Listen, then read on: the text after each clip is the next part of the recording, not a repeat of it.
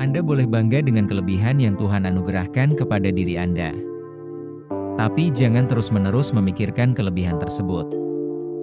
Kebiasaan inilah yang kemudian akan memicu munculnya sifat sombong. Karena itu, sehebat apapun Anda dalam bidang tersebut, biarlah orang lain yang menilai. Bukan diri Anda sendiri yang menilai.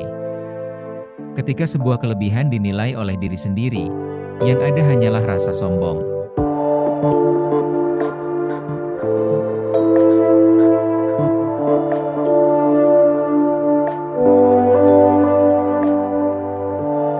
Assalamualaikum warahmatullahi wabarakatuh. Halo sahabat, kita jumpa lagi, dan selalu salam hebat luar biasa. Di video kali ini saya akan berbicara tentang cara menghilangkan sifat sombong. Terkadang manusia tidak puas dengan apa yang telah diberikan oleh Tuhan. Mereka kadang iri antara sesama manusia. Tanpa kita sadari, apa yang telah Tuhan berikan hanyalah titipan sementara. Sifat tersebut akan mengantarkan manusia menjadi sifat yang menyombongkan diri. Namun tidak perlu khawatir karena sudah ada cara menghilangkan sifat sombong di dalam diri sendiri. Untuk menghilangkan sifat sombong tersebut ada 9 cara. Mari simak selengkapnya. Yang ke-1, berbaik sangka kepada orang yang lebih tua. Ketika berhadapan dengan orang yang lebih tua, kita dilarang untuk berpikir bahwa diri kita lebih daripada dirinya. Baik dari segi kepintaran, iman, pahala, dan lain sebagainya. Sebab, bisa saja orang yang hidupnya lebih lama dan panjang dari kita ini, sejalan dengan amal ibadah yang dia kerjakan. Bisa jadi, umur hidupnya dia habiskan untuk beribadah dan mendekatkan diri kepada Tuhan saja. Sedangkan diri kita belum tentu mau melakukannya. Maka dari itu, kesombongan juga tidak boleh terbesit sedikit pun ketika harus berhadapan dengan orang yang lebih tua. Yang kedua, tidak minder terhadap orang yang lebih pintar.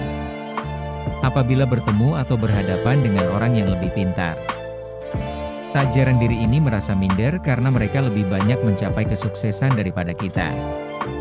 Apabila melihat orang yang lebih pintar dan telah dianugerahi apa yang belum kita miliki serta mencapai apa yang belum bisa kita capai, maka kita harus menyadari bahwa diri mereka lebih baik daripada kita. Sepintar-pintar apapun kita, tentu masih banyak orang yang lebih pandai di atas kita. Oleh karena itu, kita dilarang untuk merasa sebagai orang yang paling pintar. Sebaliknya, kita harus mau menerima ketika ada orang yang menyampaikan sebuah ilmu kepada kita. Yang ketiga, berlaku sabar kepada orang yang lebih bodoh. Pada orang yang bodoh, dia bermaksiat dalam ketidaktahuan, sedang kita melakukan maksiat dalam keadaan sadar dan cukup ilmu untuk mengetahui bahwa tindakan kita salah.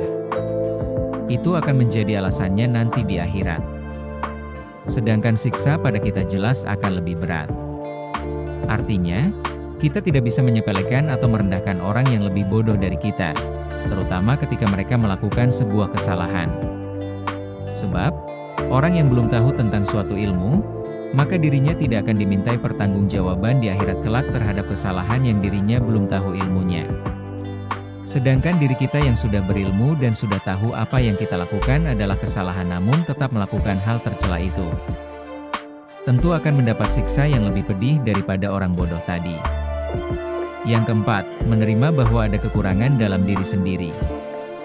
Setiap individu yang dilahirkan di muka bumi ini tentu memiliki kelemahan yang berbeda-beda antara satu orang dengan orang lainnya. Dengan kelebihan yang dimiliki, bukan berarti Anda adalah yang paling baik dibanding orang lainnya.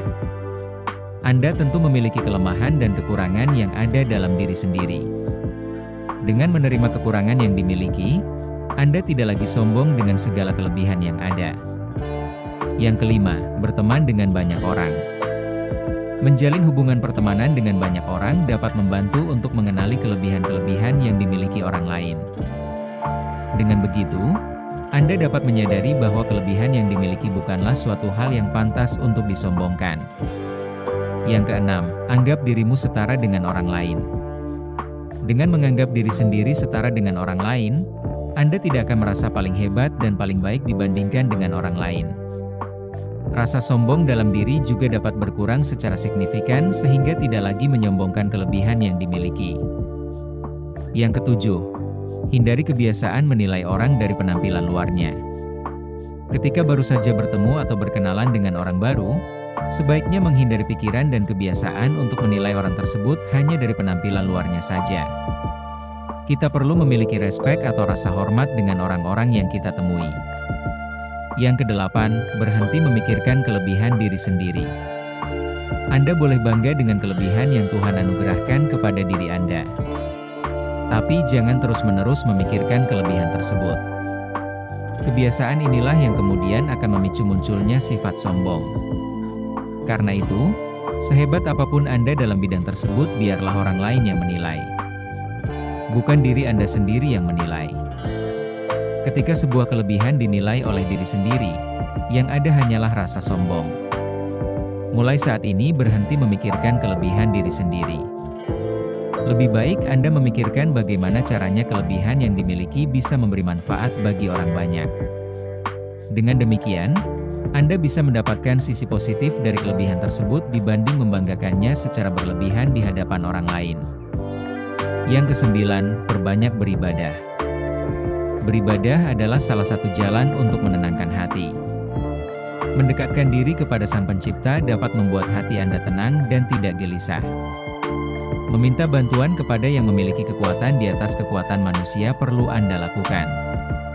Cara menenangkan hati dan pikiran saat ada masalah adalah dengan beribadah.